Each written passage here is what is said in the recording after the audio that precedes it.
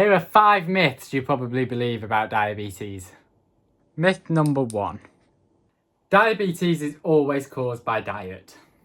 This is a massive oversimplification of what causes both types of diabetes. Type 1 diabetes is an autoimmune disease, so we don't actually know the real cause of type 1 diabetes.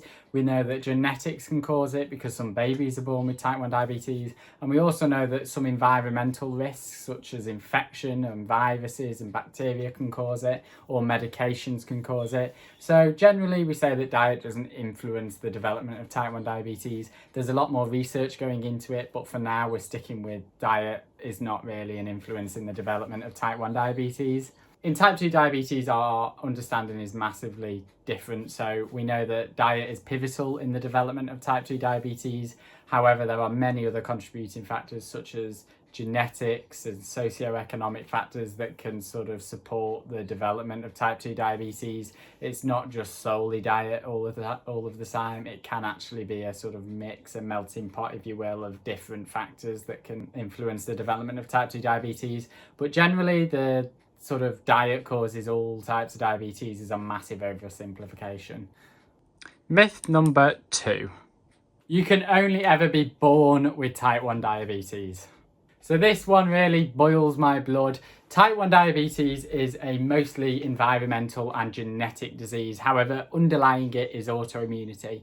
So in type 1 diabetes, your immune system, so my immune system, for example, has turned on my cells that produce insulin. And what the immune system does is destroy those cells, and then you sort of become diabetic by default because you no longer have the cells that produce the insulin. So you have to take exogenous insulin via injection. However, you do not have to be born with type 1 diabetes. You can be born with type 1 diabetes because type 1 diabetes can be solely genetic. Some babies are in fact born with type 1. However, because we don't know what causes type 1, there are a plethora of other cases, such as my own, where I have developed type 1 diabetes after being born. I was 15 when I was diagnosed. I was on medication which could have caused it. I had a virus which could have caused it. I just don't know. However, you do not have to be born with type 1 diabetes. You can be, but not always. And actually, in most cases, you're not born with type 1 diabetes. It is developed later on in life. Myth number 3. Type 2 diabetes is the one to do with diet. So this touches on our earlier myth, and that is that type 2 diabetes is solely based on your diet. So as I said, there are many contributing factors. Yes, diet is pivotal to the development of type 2 diabetes, but there are a whole other host of different contributing factors, as I discussed, socioeconomic factors, other lifestyle factors, exercise, job can even influence it. Genetic predisposition, if you've got it in the family, you're much more likely to get it. And what this all sort of equates to is, even though all cases of type 2 diabetes are generally preventable, actually just because it's preventable doesn't mean it's easy to prevent. And for a lot of people, it's sort of out of their control by the time that they know about it. Education's key, and that's what I'm trying to do here. I'm trying to educate. Myth number 4. There are only 2 types of diabetes. So if you completely disregard diabetes insipidus, which is it's completely unrelated to blood sugars. It happens when ADH in the brain is insufficient or there isn't any of it. And what that means is ADH is a hormone which controls how the person urinates, so that person urinates a lot. Diabetes insipidus actually means to pass through without any flavour. The Greeks and Indians coined this term because diabetes mellitus, which is the one I have, and type 1s, and the ones to do with blood sugars, that's diabetes mellitus, and that means to pass through sweet as honey. And that's because diabetics' urine, when their sugars aren't controlled, is often very sweet. So let's completely disregard diabetes insipidus and just focus on diabetes mellitus.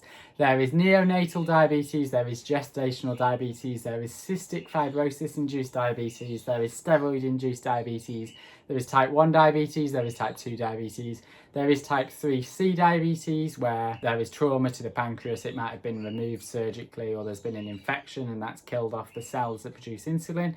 There is LADA diabetes, LADA diabetes, that's latent autoimmune diabetes in adults. That's sort of a type 1.5. It's a much slower progressing form of type 1 diabetes, really. And then there is MODY diabetes, or maturity onset diabetes of the young. And that is a form of diabetes that is solely genetic and hereditary. So what that means is there is a gene malfunction which codes for insulin. So the insulin isn't quite how it should be, and that leads to diabetes sort of by default. It's sort of hereditary because it's often passed down through families, so there's a strong familial link there. So based on all of those, there are, off the top of my head, 9 or 10 that I can count, and I'm sure there are more, but there are definitely more than 2 forms of diabetes, 2 types of diabetes. Myth number 5. Perfect sugars as a diabetic don't exist.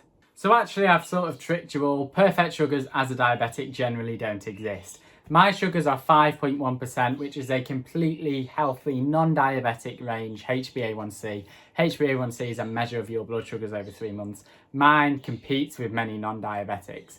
So you could say that my sugars are a non-diabetic sort of profile. My time in range, which is 4 to 7.8 for me, or 4 to 10 for others, that's always over 85%. So I've got really tightly controlled sugars. I wouldn't say they were perfect, because there are still times, sometimes in the middle of the night, where they'll just spike for no reason that I can think of. And then the next day I'll realise what it was.